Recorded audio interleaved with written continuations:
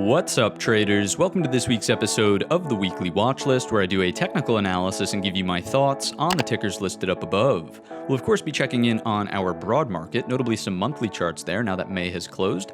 We've got our core list of companies that we're always watching, and this week I've got 3 additional trade ideas to share with you towards the end of the video, so definitely stay tuned for that. As always, anything that we are associated with is linked down below in the description, and without further ado, let's jump right into these charts.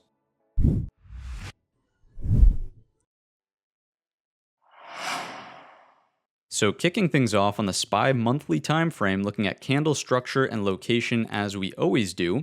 For structure this month, we certainly have a doji-esque type candle. The reason I'm not quite willing to classify it as a hammer is because the size of the candle body. Now, don't get me wrong, the lower wick is significantly larger than the upper wick, but again, based on the candle body, it doesn't really have enough strength here to really make me feel like it wants to be classified a hammer candle. Another reason for that is a direct segue into location, right? If you look at where we are in relationship to the prior 3-month balance right here, there was virtually no acceptance at the highs of this monthly range, aka inside of the prior 3-month balance that we had. So overall, a little bit more indecisive as opposed to an all-out reversal candle as a hammer off of these lows. So don't get me wrong, there was some significant buying that occurred here to get us back to the opening print of the candle, but there was virtually no acceptance in the month of June in the prior 3-month range that we had in place. If we scrunch up the chart, something really interesting happens here, and this is really just as a perspective reminder, right? It might feel like on a day-to-day the market has been, absolutely falling apart, right? But if we take into some context here, the overall move that we've seen since the sickness lows all the way up to these highs, we have just reached over the month of June our 38.2% retracement. Now, overall, I think that the market conditions are not going to be conducive to the same type of movements that we saw in here, but is this a reasonable pullback is the question that we're trying to answer, and the answer in my estimation is absolutely. We're well above that 38.2. You can clearly see the buyers stepped up there. So again, although I don't think the next measured move wants to mirror what we've seen in here, obviously due to changing market conditions with the Fed and monetary policy, I do think that the pullback has been reasonable thus far. The market, in my estimation, hasn't really done anything that would have me concerned about an all-out, quote-unquote, economic collapse. We're going to zero, so on and so forth. Now, don't get me wrong. Can we go lower from here? Yeah, it's certainly a possibility, but the fact that we printed this type of candle off of this location nearly to the penny has me feeling quite good about this being just a reasonable pullback. So some longer term thoughts there on the monthly time frame, but nonetheless, let's keep drilling down. What do we see here on the weekly time frame? Zooming in, again, talking about candle structure and location as we always do. For structure over the past week, really just getting some consolidation. Now, we did have a shortened holiday trading week, which would lend itself to seeing lower volume here. But if you think about where this consolidation is taking place, it's well above the upper third of that large reversal range that we had in store. So from a weekly perspective, this consolidation still strikes me as healthy. Now, I'm slightly concerned about the consolidation that we'll see on the daily time frame in just a second and where we sit currently. But overall, from the weekly perspective, this does strike me as the beginnings or the start of something that could potentially turn into more from here. We would, of course, have to see this little consolidation be taken out to the upside and continuation into this sort of area around 430. Something that I do want to point out here on the weekly time frame is that if we remember back to our head and shoulders pattern, here of course is the neckline. We closed above, and our consolidation for all intents and purposes is still also at or above the neckline. So that's keeping me feeling a little bit better about the pattern instead of just a pure rejection and a weekly close that would have been somewhere a little bit deeper down inside of a retracement of the green candle. Something that we've talked about in the past as well is our weekly high volume nodes. So let's go ahead and put that on the chart really brief.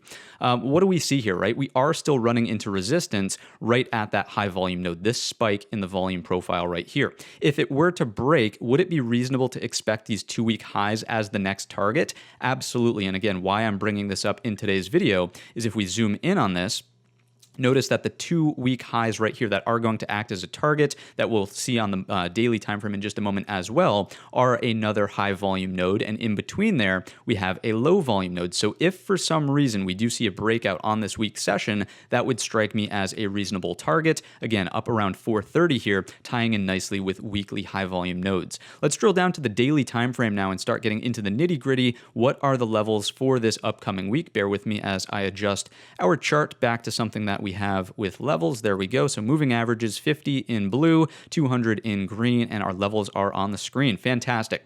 So over the past trading week, again, holiday week, a balance was put into place. This does strike me as healthy, bullish consolidation after short-term momentum has been up off of this double bottom from right around in here. Notice that all of the consolidation throughout the course of the week has held above the neckline of this double bottom pattern, which once again strikes me as a bullish indication. We are going sideways through time, which is a good, reasonable digestion of the move higher here. So I would say it would be acceptable at this point in time to be looking for breakouts, right? The market is no longer extended. We've cooled off sideways through time to correct some of that move there. It was sideways through time instead of deep through pullback, or lower through pullback, rather. I should word it that way. The expected move this week, what do we have here? Certainly, I think we can breach the top end and the lower end of the expected move. Note that whenever markets see periods of contraction, usually the next move is some phase of expansion. Now, what direction? We'll ultimately have to be patient and look for clues either up and over the top of balance here at 415.50 and the daily resistance trend line. That to me would be a significant break. And if that happens, again, I think we're headed for that 430-ish target that we just saw on the weekly time frame, which would be above the weekly top end of the expected move. So because we've seen a week's worth of contraction, the expected move is fairly muted. I would not be overly concerned this upcoming week if a breakout starts to be, I wouldn't feel like I'm chasing it essentially if we're further than the top end of the weekly expected move is what I'm getting at from that perspective. Again, 415.50 is your breakout level to the upside, and this is a poor and weak level as well around your 428, 430-ish zone, remembering that these touches have been precise, and I do imagine that if anyone is still short and holding short, there will be a stop run up and over this very mechanical level. So that's what I've got for upside here. Am I overly convinced that we're going higher right out of the gates? Not quite, and I'll walk through a couple of reasons why right now. So we have this blue dashed line. We'll really see where that's coming from on the market profile towards the end of the S&P analysis, but 412.30 is a very critical area. If I go ahead and drop it down to a 30-minute time frame, you might remember this area as here. We discussed it in the pre-market lives all the time, right? That was the must-watch area as we headed into Thursday, right? That's where the breakout came from. It was the pullback from the prior day, the high-volume node from in here, point of control, right? Again, we'll see that on the market profile in just a moment, but look at how we fell underneath it on the Friday session, and then on the retest, we actually rejected and consolidated below that 412.30. So right out of the gates, I'm a little bit skeptical and slightly concerned about the consolidation that's in store right now. Value throughout this period of consolidation has really built out lower in here instead of higher above that pivot we've just sort of identified around the 412.30. So that being said, back on up to the daily time frame, this has to hold here around 407 and 405. Okay, as long as that holds, yes, still healthy consolidation, but if that starts to break down, or even as an advanced heads up, if early on in the week we cannot get above that pivot, I would start to become a little bit more concerned as opposed to confident in this move higher. Another reason I would say that is if we think about this from a psychological perspective, we had a 2-day balance here on the Tuesday and Wednesday session, and on Thursday's close, we close above and outside. The fact that Friday we came back down into range and there was no follow through to the upside strikes me as a slightly concerning look from the buyers. So overall, we talked about upside. We talked about why we're slightly concerned about the consolidation lower. Critical support has to be here at 407 and 405. It's a little bit of a zone, right? Technically that neckline of the double bottom from right around in here. If it were to break, it needs to produce, again, this is a must. This is a no ifs, ands, or buts about it. It needs to produce a higher low above 395.50. Otherwise, we are just going to remain in the downtrend that we have in place here. So overall, still inside of the healthy consolidation, but a couple of chinks in the armor are starting to shine through, and I did want to identify them here. Let's go ahead and jump into some, actually, before I do that, let me not get ahead of myself. I did this last week, and I forgot, okay? I forgot to mention our Fibonacci's, okay? If we come from here up to the top of this balance, our 38.2 is still indicating that we are above the healthy consolidation period. So I do like that from a fib perspective here. The reason we're choosing this is because that's when we took the breakout candle high. Boom, that's where the move started from. Here, we actually produced a pullback first, okay? So that's why we're not reading from the low at 380.54. So still above that 38.2 strikes me as healthy. If we come in from the top here to the lows at 385, because that's really where the lows were. This was a bit of an anomaly move, right? Look at where your 38.2 is. We're still trying to resolve that as upside resistance. So from a Fibonacci perspective as well, this zone that we've just identified is going to be fairly telling on what the next move is, up and over 415.50 or down and out underneath 407, 405. Okay, so that's really what I've got for you from a TA perspective here on the SPY itself. Let's jump into some sectors and behind the scenes looks now to see what else we can learn about the feelings and overall sentiment of the marketplace. So XLE energy is up first on the chopping block, continuing to look really strong up here at the highs. Obviously, we know that this is not a good look for the overall marketplace. I paid $5.60 a gallon for gas, which is the highest price I've ever paid for gas in my entire life. I know you guys on the West Coast are probably like, that's nothing. But for me, that's, again, it's proof. It's proof is in the pudding that energy is still hot, and obviously that's pressure on the consumer. So not a good look in energy. XLI for industrials, not overly concerned, really just kind of hanging out around this neckline. It's such a lightweight sector. Upward lift would be good, but not going to save the market for any particular rally that unfolds in the XLI. Utilities, again, look at the consolidation higher here instead of breakdown and really just more neutral activity around 73, still holding up well above this area of balance that we had in place. Again, not really the greatest look. It's not quite as bad as energy, making new highs up and over the 77, but still the consolidation higher does strike me as slightly concerning. We do want to see it mute and just go sideways here and not lead the charge to the upside for the same reasons that we just discussed inside of energy. XLB for materials, again, really such a lightweight sector, playing very nicely inside of this overall range. No concerning looks here. XLP for consumer staples, trying to build out a bull flag here off of these lows, but really just seeing some pretty intense volatility, I would say, especially on that Thursday session. So I like this acting as a bit of a flag breakout point. You want to see it up and over this 74, 50-ish mark to get back into here and just, kind of go sideways. We do want to see it put upward pressure on the S&P 500, but remembering that it is technically a defensive sector, as long as it's not making highs, I'm not overly concerned. I do want to see the upward lift in this general area of the chart, and then as and if it were to come into the highs, which again doesn't strike me as a high probability thing, noting where we are from a location perspective, but because that's not happening, again, I'm just sort of reiterating my lack of concern, seeing that this is ultimately a defensive sector. So that's XLP. Continuing along, XLV for healthcare did something interesting that we discussed on the Friday pre-market stream. Remember, we were looking for a hammer candle to form off of our support trend line. So that is in place, and now we want to see if we take out this high, we need to make an equal high at 133.50. That will be a critical watch into this upcoming week. Remember that by market cap, this is technically speaking the second heaviest weighted sector. So we need to see it up and over the Thursday high for an equal high. Otherwise, if we break down underneath the support trend line, the expected look would be for a move into the base of the overall triangle, right? That would bring us down to 125. Clearly, that would be from here to here, a big lower high from that perspective, and an equal low reattempt like this sets up a massive H pattern, which would be cause for concern, right? So really watching healthcare in the upcoming week and how it resolves this trend line here. We want to see it higher, up and over 131.25 if you're fishing for a bottom in the S&P 500. Next up, we see real estate. What's going on here? Playing nicely above the neckline of its double bottom. Remembering that it is also a really lightweight sector. Not overly concerned with the look here, as long as it's not pushing for new new lows relative to this double bottom. Not overly concerned with real estate. XLF for financials, perhaps another really important sector we should be watching out for. Still decent relative strength here, noting that it is still far above its double bottom neckline here. It did not fill the gap on that little selling pressure we saw on the Wednesday session, and we formed an inside bar on the Friday session. So overall, I like the pullback that's unfolding. It seems to me to be really mild and above, again, that critical level there around 34.25. So as long as this kind of holds up and we just base out for, some sort of flag to be put in like this, looking for the next move to unfold, remembering that there's a high probability that this sort of puts in a higher low on the pullback. We're then looking for that next higher high and really just a larger trend reversal, right? You could start to look at this as an inverted head and shoulders. So then your next entry point would, of course, be up and over that neckline. That would be upward pressure for our S&P 500. Next up, we see the XLC for communications. This one a little bit more concerning, getting into that neckline here around 59. This is, it's in the top 5. It's not the heaviest weighted sectors, but it certainly is up there. So there is going to be cause for concern on a big failure underneath 59. So that is the main watch here in communications, and something that would be putting a little bit of downward pressure on the S&P 500 overall. You do want to see it up and over the consolidation highs. It's the wrong tool, but just to vocalize that number, it's 61 on the upside for this to turn into a nice little bull flag and then get continuation. This chart looks more concerning than what we just saw in financials, in my estimation. Next up, we see the XLK. What's going on in this one?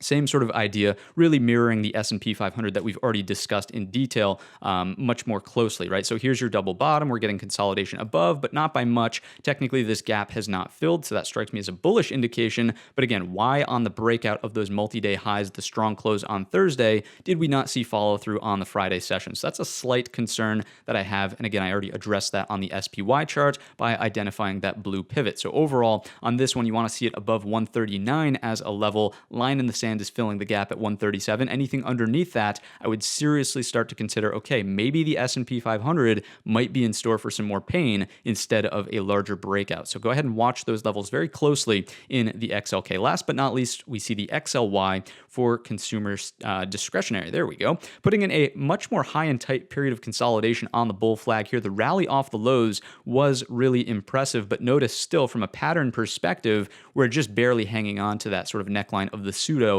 double bottom that we had discussed in the past. Nonetheless, I do think that the probabilities would favor a higher low to be put in something, again, what I'm getting at is if this breakdown level does occur around 153, I do think a higher low could still be put in, and it wouldn't be the end of this rally thus far. Now, granted, if the pullback becomes deeper than something like a 38.2, so you can take out your fibs and just find that would be right here at our 140, 149. Anything that's deeper than this, yeah, again, reevaluate the chart certainly, but giving it a little bit of wiggle room, not going to be overly concerned if we get the breakdown early on in this upcoming week. So overall, I would say the sectors are poised in a position, and perhaps this is just best illustrated on a ratio chart, where they're still improving, but there's still some things that, aren't quite having us feeling warm and fuzzy about just a massive follow-through move to the upside, risk on suddenly, taking over the marketplace in the upcoming week. So the top 4, our risk on sectors, notice that in the XLK, if I just quickly flip to the straight line tool, and do something like that, we've broken the resistance trend line. There's possibility that we start getting more acceptance above our descending 50 SMA, which is the gold line. That, of course, would be a big improvement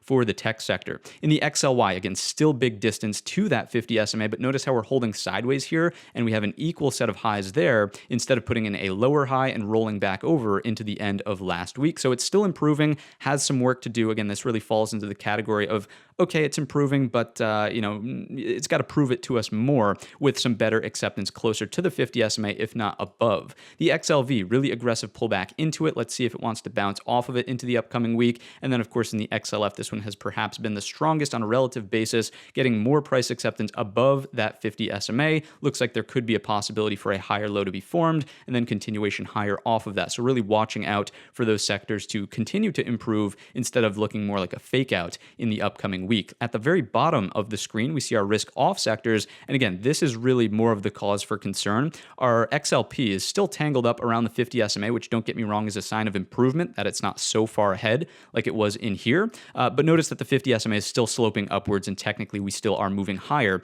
in this ratio grid. Obviously, energy and utilities continue to just scream to the upside, so there's no stopping those charts, which again is a cause for concern. And real estate really just kind of sideways in here. This one's slightly improving, right? So that's what I would say from a ratio perspective. Let's quickly go back on over and take a peek at the TNX, which of course is our 10-year interest rate. Something to watch out this upcoming week would be what happens at 30, which, as we know, is technically just 3% in the 10-year rate. We really don't want to see it screaming much higher above that. We know that that would put more pressure on the XLK, the tech sector, which would not be a sort of promising look for a better bottom in the S&P 500. So you want to see this activity here start to cool off a little bit, right? Play nicely like you were in this range and don't continue to trend to the upside. That would be the sort of desired outcome here in the TNX if we're looking for better bottoms in the S&P 500. So overall, just watch your 30 handle in the TNX. Let's continue along and take a quick peek at the VIX. So this is, of course, going to be volatility. And an interesting look is starting to develop here. Remember that we've been talking about for the past couple of weeks,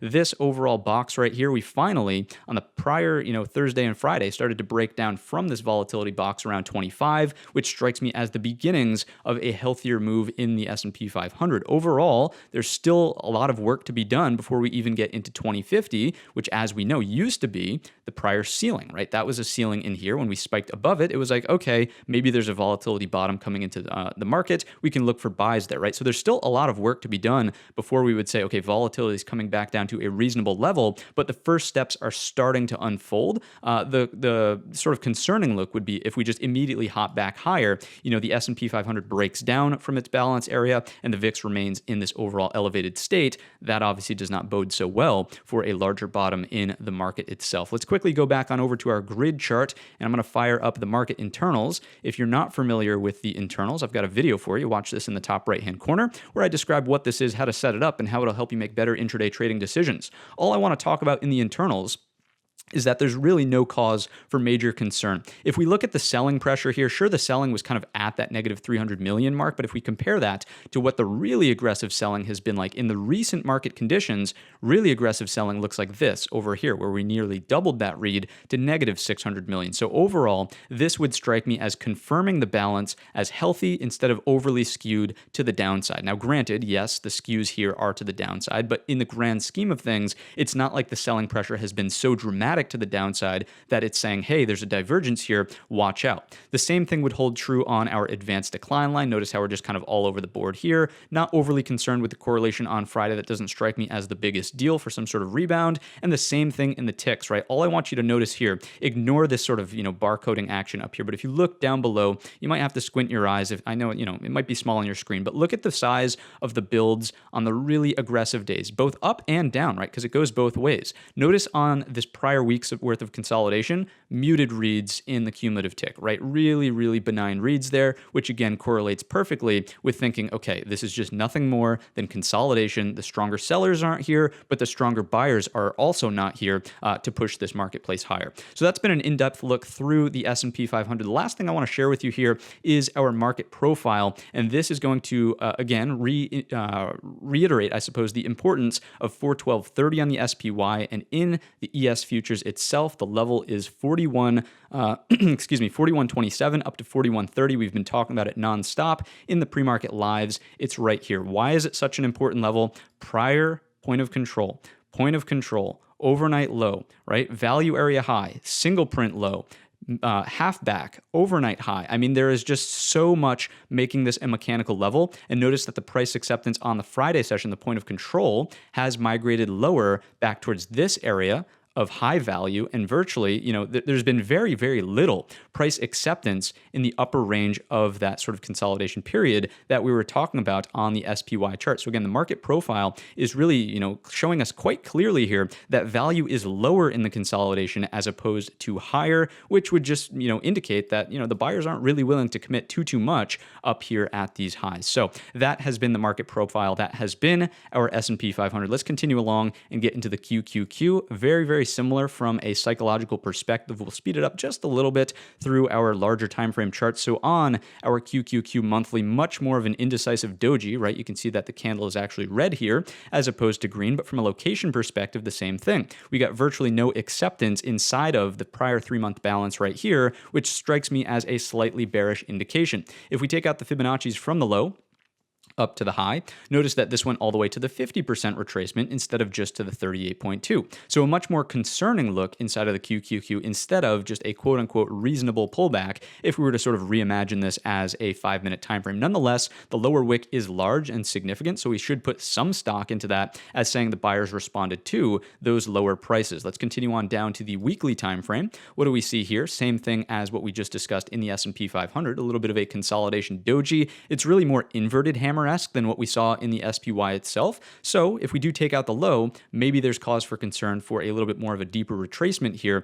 Something that might sort of indicate that that could be underway is if your TNX breaches 30, right, to the upside. 3 technically is the rate, but 30 on your TNX, right? That might be your advanced heads-up warning. If we continue on down to our daily time frame and start talking about tradable levels that we have into the upcoming week, what we'll notice is that this close here, what I want to talk about is the difference in close on the, Thursday session. session, right? Notice how much higher this was above the 2-day highs prior and right at the next sort of resistance, and there was a lack of follow through. So again, a slight cause for concern, the fact that this breakout did not really get any follow through to the upside. We do have a flush point that's building in place here, 305.50. Underneath that, though, we have the gap. Just like the XLK, I'd give this a little bit of wiggle room and say the pullback is not completely, unhealthy until that's breached. If we do start to break down underneath $300.95, yes, absolutely, there's cause for concern here in the QQQ, but anything that just kind of does this and then bounces back into the consolidation, I would consider that to still be remaining within a healthy consolidation period.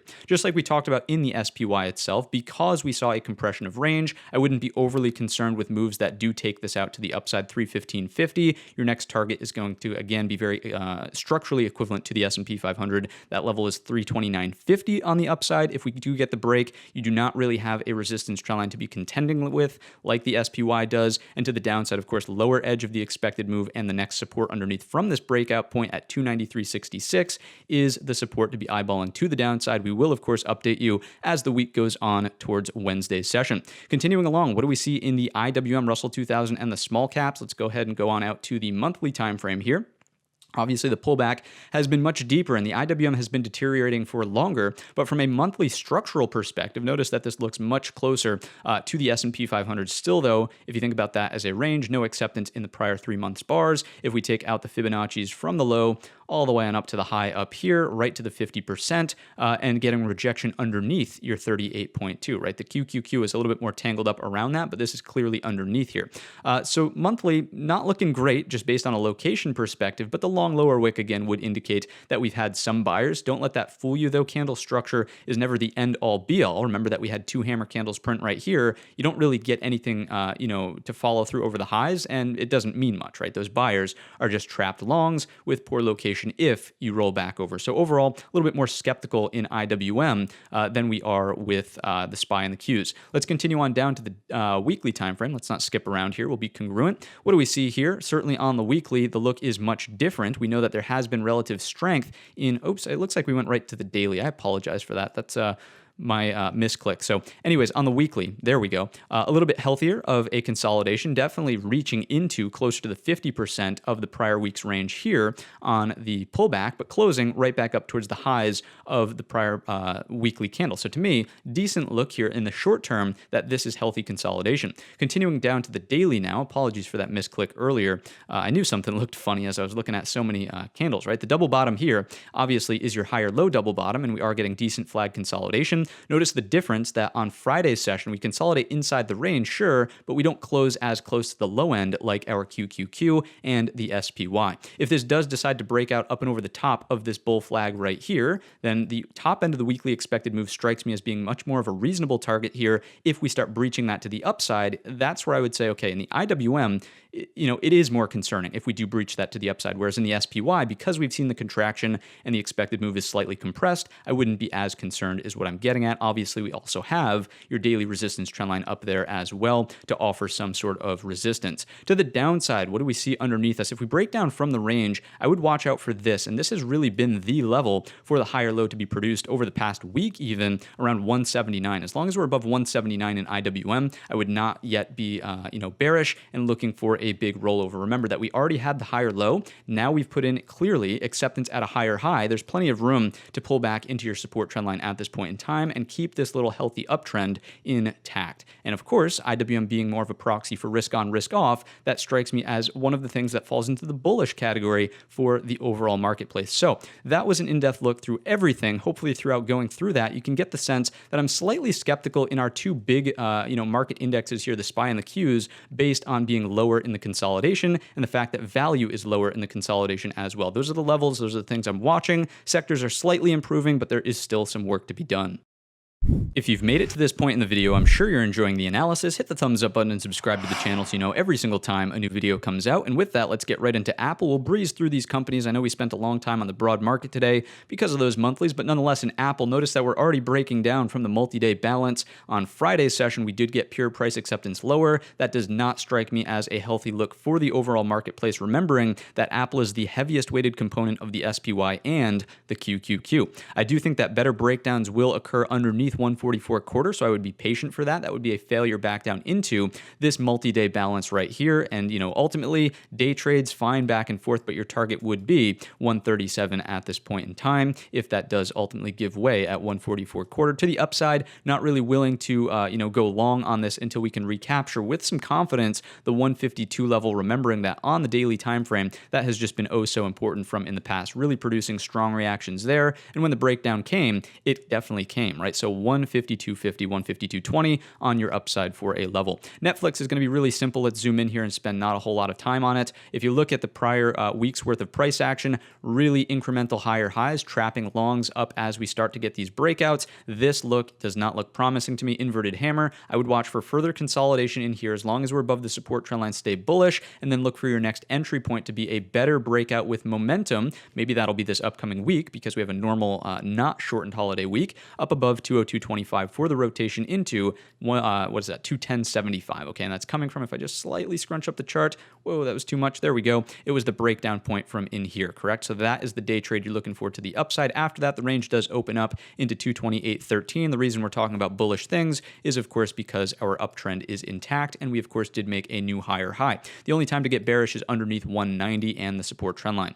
Next up, we've got Tesla. What's going on here? Certainly the possibility for an inverted head and shoulders if we can turn early on in the week. That would make the neckline here at 780.75, and on breakouts, your targets overhead are going to be 823, and then after that, the breakdown point from here at 861. Now, given the look that we saw on Friday's session, not overly, promising that we get a big major reversal here. Now, 700 is critical support, but based on the falling out of the 3-day balance here, the fact that if we take out the fibs from the lows up to the highs, we're underneath our 38.2 consolidation, I would say if we break down under 700, we're definitely coming back down to here to clean up that low at 625. We have a perfect back-to-back double bottom here. That's generally speaking not how market auctions should end. So again, a breakdown of 700, I do think we're coming for that 625 on the downside. And based on falling out of this consolidation, I would probably carry forward, bearish moves first before looking for big market reversals back to the upside. And again, your breakout point for the inverted head and shoulders, if it forms in the first place, is 780.75.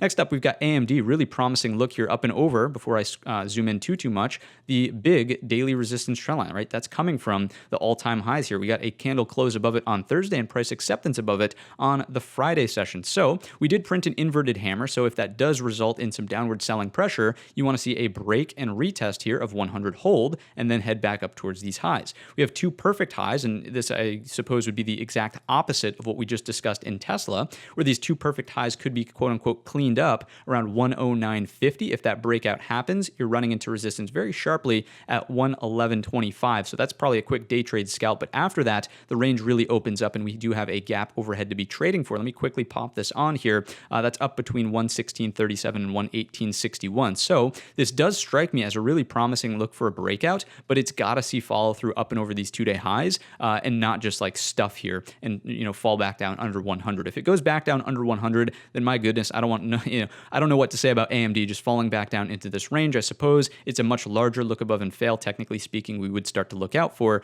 that 85 to come into play as a target. But currently, I do like the consolidation that happened on Friday above the flag breakout highs from in here. So monitoring for consolidation and then a breakout into this upcoming week. Next up, we've got FB for Facebook. What's going on here? Above a support trend line. Obviously, we had that nasty news come out on the Wednesday session. Nonetheless, recovering nicely and still inside of this choppy range. Again, I can't really tell you too much from a directional perspective as we just go sideways in here. My next big breakout point would obviously be up and over 202.15 for rotation into the resistance trend line coming from here and here. I would remain bullish and looking out for that as a possibility as long as we're above this short-term support trend line. If the trend line breaks, then it's all about this level here around 185 coming from the gap down level, and it's also where we held to the tick on that news release where I believe it was the COO or some C-suite level executive mentioning that they were resigning. So 185 critical support to the downside. You don't want to see it sideways through the support trend line. I mean, I suppose you could remain neutral, but to remain optimally bullish looking for a breakout of this level, obviously you want to be above that. And again, 202.15 is your number. Next up, we've got NVIDIA. what's going on in NVIDIA. And guys, I'm sorry if this is your favorite part of the video. I'm just moving quick here to try to be cognizant of your time. But nonetheless, what do we have in NVIDIA?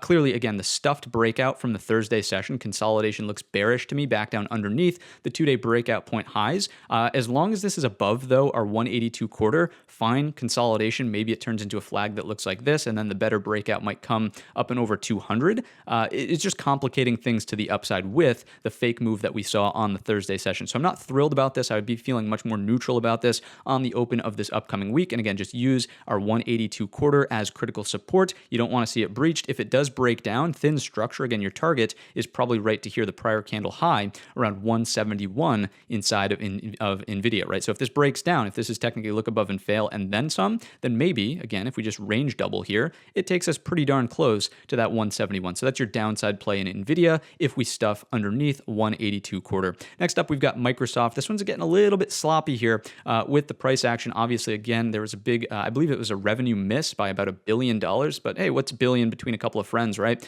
Nonetheless, recovering beautifully on the Thursday session, getting further consolidation back up here. That actually strikes me as bullish. Sure, the information was bearish and, we opened lower, but the fact that the buyers pushed it back higher and we accepted within that range on the Friday session strikes me as, again, a more bullish indication. Now, we are breaking sideways through time our resistance trend line, so let's go ahead and remove that. It is a bullish implication, but it's obviously not as bullish as if you break it through price action firmly in a direction. So nonetheless, feeling more neutral in this overall range. I think that day trades can be had in here. That's fine, back and forth. The better long entry for the next move higher is up and over 278.50 for the rotation to the top end of the prior range here at 291. If the support trend line breaks, that's where I would start to get bearish here. And on an intraday perspective, right, 267 quarter, if we flip to the 30-minute time frame, you'll remember that it was resistant here, support for that really rally. If we break down underneath that also, on that big bad news morning, right? That's the opening range high. If we break down underneath that, that might be your short entry to get back down into 261. I wouldn't push the bet to the downside, noting again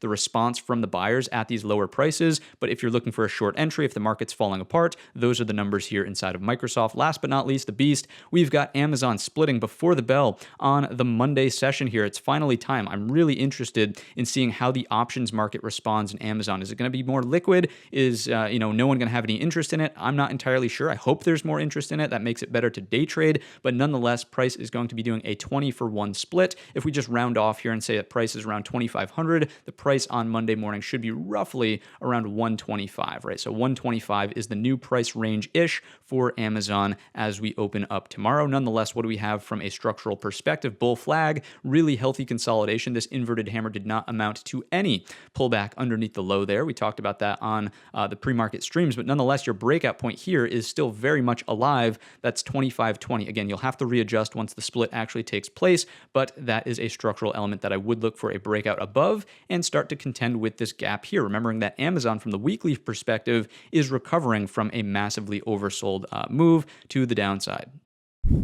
Quick reminder to hit the thumbs up button, the subscribe button, the bell button, all of those buttons YouTube tells us to tell you about. And let's get right into these trade ideas, kicking things off on Uber. This is going to be a recycled trade idea from a prior video, but we were looking for shorts on the close underneath this flush point in here. Obviously, it's rallied back up towards the top. So because of the bullish consolidation that we saw on the Friday session, remember that this is in the upper half of the Thursday breakout bar, we're going to be watching this, right? So if this is going to turn into a really sort of ugly double bottom, but just nonetheless have sucked in some shorts here with poor trade location, I do imagine a little bit of a short covering rally could be spurred up and over 25. Now, what's the target? Scene of the crime from the breakdown up here around 28.50. Now, don't overstay your welcome, because do remember that this has been in and is in a very strong downtrend here. So we are looking for a lower high to be produced, something that does this over time, but in the short term, there could be a breakout for higher. Next up, we've got Oracle. What's going on in this name? Nonetheless, very similar to other setups we've seen, bullish consolidation kind of taking place here above a breakout point from here. So I like that.